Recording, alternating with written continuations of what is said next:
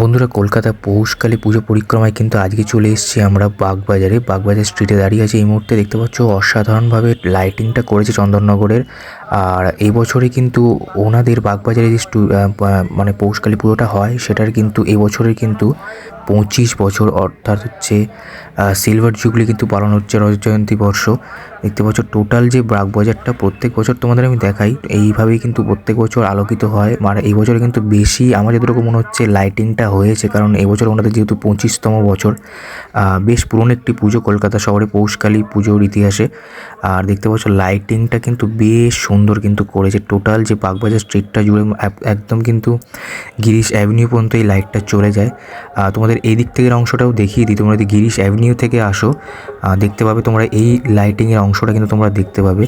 আর শ্যামবাজারের দিক দিয়ে এলে কিন্তু ওই দিকের লাইটিংয়ের অংশটা যেটা প্রথমে দেখালাম সেটা দেখতে পারবে। তো দেখতে পাচ্ছ এই হচ্ছে টোটাল যে লাইটিংয়ের অংশটা, টোটালটাই কিন্তু একদম মণ্ডপ অবধি কিন্তু এই লাইটিংটা করা হয়। বেশ সুন্দর টোটাল বাগবাজার স্ট্রিটটা জুড়ে। তো চলো এবার একটু তোমাদের মণ্ডপটা দেখাই। দেখতেই পাচ্ছ দূর থেকে দেখা যাচ্ছে মণ্ডপটা বেশ কিন্তু সুন্দর করে কিন্তু এবছরে যে মণ্ডপ নির্মাণ সেটা করা হয়েছে, যেহেতু 25 বছর। আর এবছরে ওনাদের যে ভাবনা সেটা আমি তোমাদের একটু জানিয়ে দিই।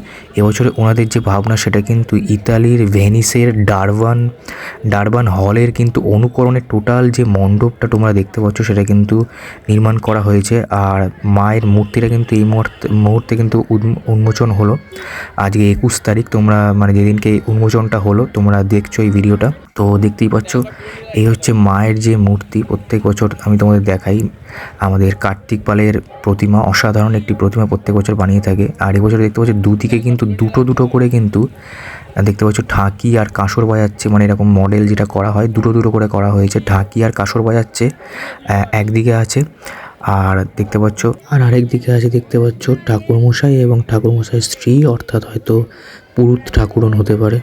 তো দেখতেই পাচ্ছ বেশ সুন্দর কিন্তু টোটাল যে প্রতিমাটি তৈরি করা হয়েছে এই বছরের জন্য, মানে 2025-এর জন্য।